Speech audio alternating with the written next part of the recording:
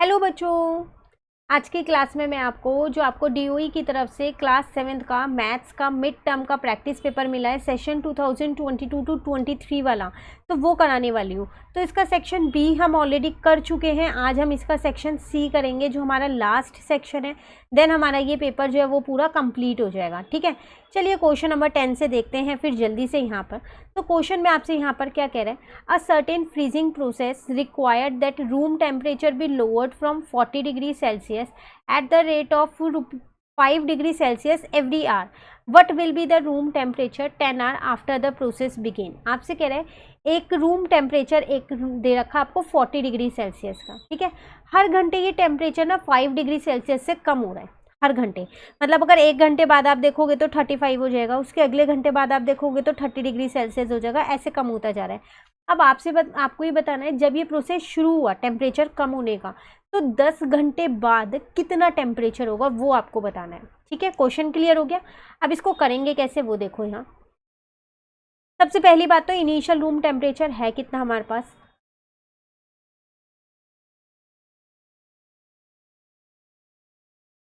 तो initial room temperature है हमारे पास 40 degree Celsius.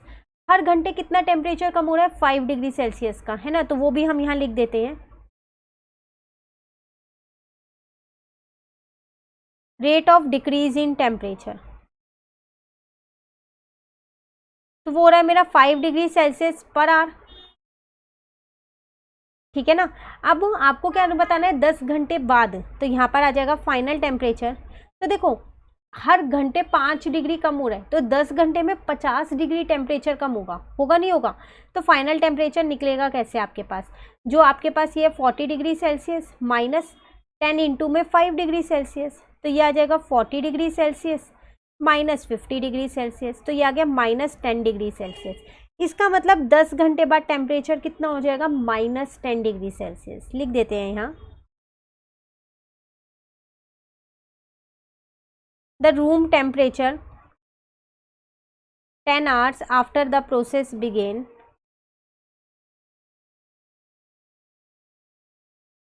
will be minus 10 degree Celsius. Clear question number 10। चलिए आते हैं नेक्स्ट क्वेश्चन पे। 11th क्वेश्चन है, the ratio of to supplementary angle is 3:2, find the measure of smaller one. आपसे क्या कह रहे हैं, यहाँ पर रेशो दे रखी है दो सप्लीमेंट्री एंगल की। सप्लीमेंट्री एंगल्स वो एंगल्स होते हैं जिनका सम 180 होता है। स्मॉलर वाला एंगल आपको बताना है। तो यहाँ पर सबसे पहली बात लेट करेंगे,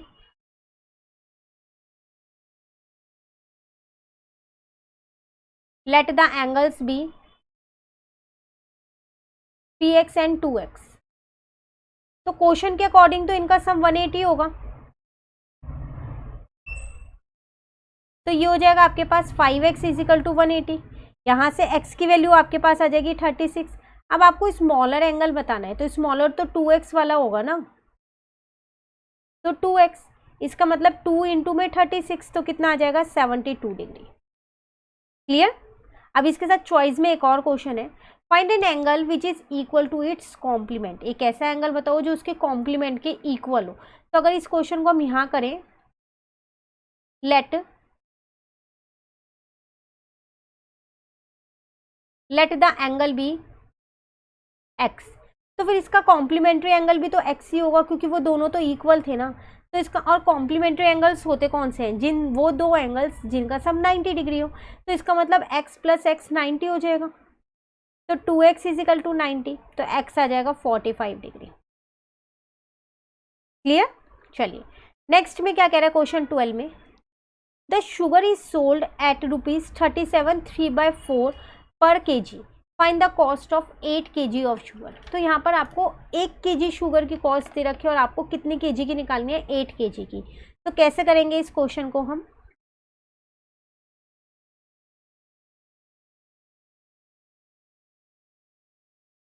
पहले यहाँ लिख देंगे cost of 1 kg of sugar, mix fraction में दे रखी है 37 3/4, चेंज करना पड़ेगा है ना। तो इसको चेंज करेंगे तो 151/4 आ जाएगा। अब cost of 8 kg of sugar, तो 8 से इंटू कर दो, इसको इससे काटा 2, 151 इंटू में 2 आ गया, तो ₹302, मतलब 8 kg शुगर कितने की मिलेगी? 302 रुपये की। ठीक है, चलिए क्वेश्चन 13 आपसे क्या कह रहा है, if the cost of 24 books is 2986.80, find the cost of 1 book. इस बार 24 बुक्स की कॉस्ट दे रखी है और 1 बुक की आपको निकालनी है। कैसे निकालेंगे?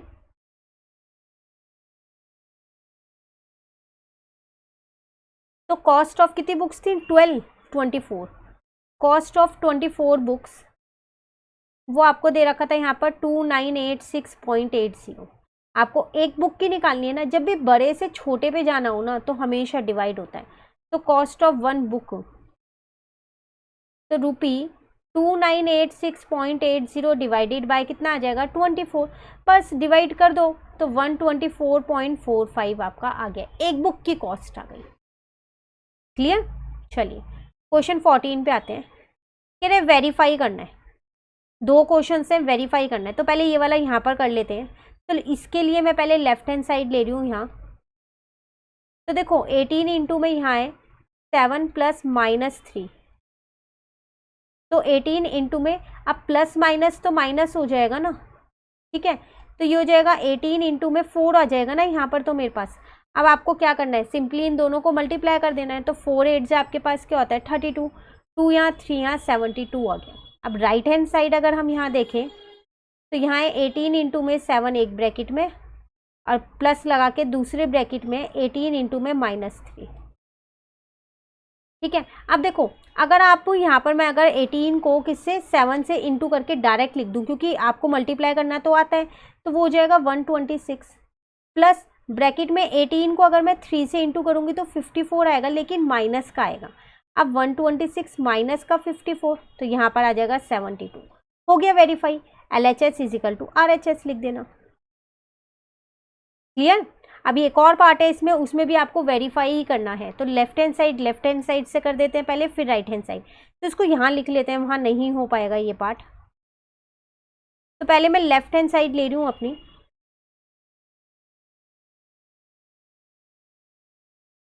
ये है आपके पास लेफ्ट हैंड साइड।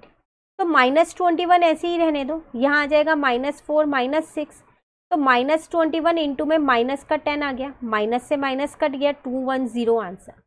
अब राइट हैंड साइड भी तो देखनी पड़ेगी, तो राइट हैंड साइड लिख लेते हैं पहले। ये एक ब्रैकेट में, ठीक है, प्लस ये एक ब्रैकेट में। अब देखो माइनस से माइनस यहाँ भी कट रहा है, माइनस से माइनस यहाँ भी कट रहा है। ठीक है, 21 को 4 से करेंगे 84, 21 को 6 से करेंगे 126, दोनों को प्लस करेंगे 210। It means left hand side is equals to right hand side, hence proved. Clear है? चलिए अब आ जाते हैं हम क्वेश्चन नंबर 15 पे। इसमें आपसे क्या कह रहा है, इन a test +5 marks are given for every correct answer and -2 marks are given for every incorrect answer।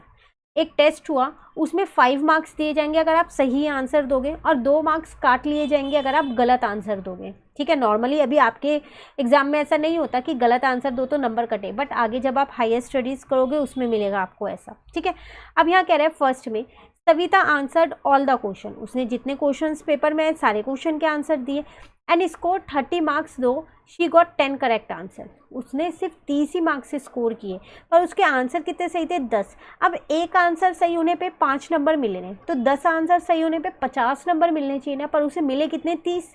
इसका मतलब उसने कुछ ना कुछ गलत किए होंगे आंसर, है ना।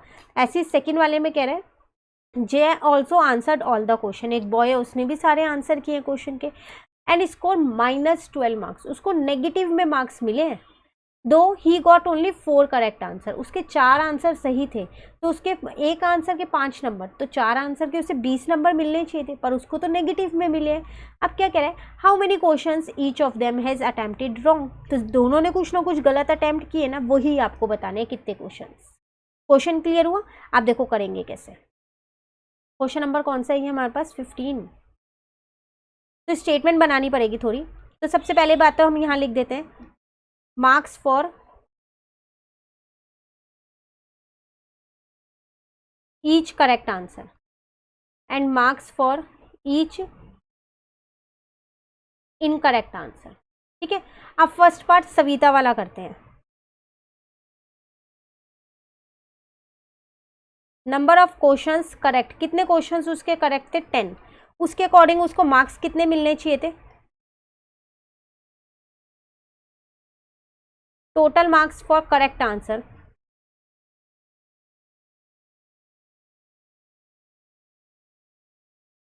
वो होने चाहिए थे उसके 10 इंटू में 5 50, पर उसे मिले कितने 30। सविता ने स्कोर कितना किया है?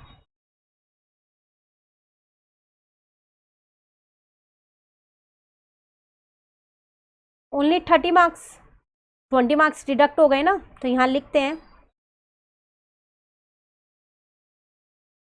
Marks deducted for incorrect answer.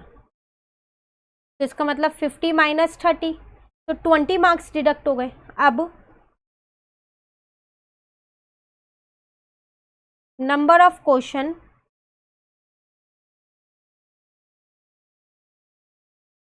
Savita attempted wrong, कितने किए रॉन्ग क्वेश्चन? 20 नंबर कटे हैं, एक गलत क्वेश्चन के 2 नंबर कटने थे, तो इसका मतलब उसने 10 क्वेश्चन गलत किए, तभी तो 20 नंबर कट गए। ठीक है, ये था सविता का केस। चलो जय का भी देख लेते हैं, उसके तो नेगेटिव में आए हैं नंबर, तो पहले यहाँ लिखते हैं इसके कितने क्वेश्चंस करेक्ट थे। नंबर ऑफ क्वेश्चंस करेक्ट वो थे इसके 4, तो इसके मार्क्स कितने होने चाहिए थे 20। Total marks for correct answer, तो 4 इंटू में 5 20 होने चाहिए थे। ठीक है, इसके मार्क्स डिडक्ट हुए, कितने डिडक्ट हुए? मार्क्स डिडक्टेड फॉर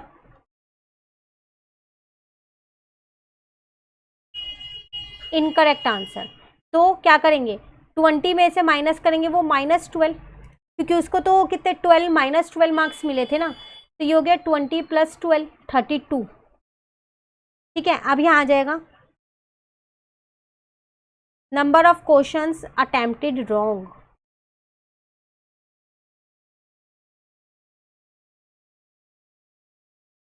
तो 32 को 2 से डिवाइड कर दो 16, इसका मतलब उसने टोटल 16 क्वेश्चन गलत किए और 4 क्वेश्चन सही किए, इसलिए उसको नेगेटिव मार्किंग मिली है। क्लियर है? कहीं भी डाउट हो कमेंट करके पूछ लेना। चलो क्वेश्चन 16 पे आते हैं। यहाँ आपसे कह रहा है the length of a rectangle is 71 and it's breath is 2.5, what is the area of rectangle. Length और ब्रेथ दे रखी है, एरिया निकालना है, तो बहुत सिंपल सा क्वेश्चन है। तो एरिया ऑफ रेक्टेंगल कैसे निकालेंगे? L इंटू बी कर दो, तो 71 इंटू में 2.5, तो इसका मतलब 177.5 सेंटीमीटर स्क्वायर। क्लियर? नेक्स्ट है each side of a regular polygon is 2.5 centimetre in length. एक रेगुलर पॉलीगन है, ये वो पॉलीगन होता है जिसकी सारी साइड्स इक्वल होती हैं, उसकी लेंथ दे रखी है, द पेरीमीटर भी दे रखा है उस पॉलीगन का। अब मुझे ये नहीं पता उस पॉलीगन में कितनी साइड्स हैं, how many sides does the polygon have, तो बताओ पॉलीगन में कितनी साइड्स हैं। तो कैसे निकालेंगे इसको? देखो फॉर्मूला होता है एक, पेरीमीटर इज इक्वल्स टू में होता है नंबर ऑफ साइड्स मल्टीप्लाई में होता है लेंथ ऑफ ईच साइड। तो पेरीमीटर 25 गिवन है, नंबर ऑफ साइड्स आपको फाइंड करनी है, और लेंथ ऑफ ईच साइड से 2.5 गिवन था ना। इसको मैं इधर ले आई, इज इक्वल्स टू में हो गया नंबर ऑफ साइड्स, यहां से पॉइंट हटाया, यहाँ 0, 25 से इसको काटा 10, तो नंबर ऑफ साइड्स कितना आ गया मेरे पास 10। क्लियर? ये था क्वेश्चन नंबर 16। चलिए आते हैं क्वेश्चन नंबर 17 पे। A two wheeler covers a distance of 55.3 kilometre in 1 litre of petrol, how much distance will it cover in 20 litre of petrol. तो 1 लीटर में इतना डिस्टेंस कर रहा है, तो 20 में कितना करेगा, इंटू कर दो, स्टेटमेंट लिखनी पड़ेगी लेकिन।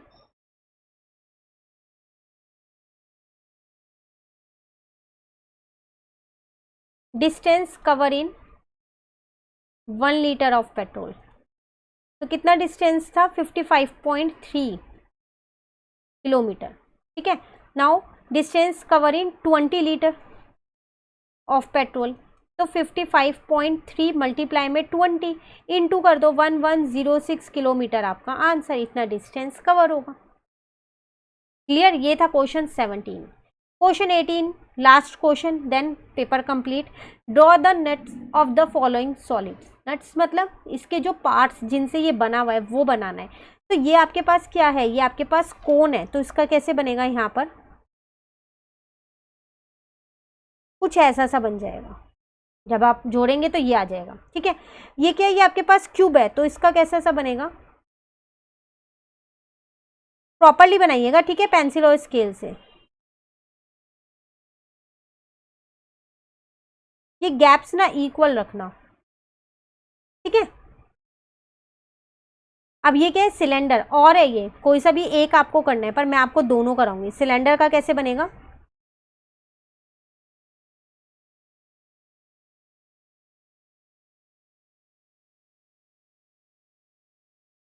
ठीक है। नेक्स्ट है क्यूबॉइड, क्यूबॉइड का कैसे बनेगा,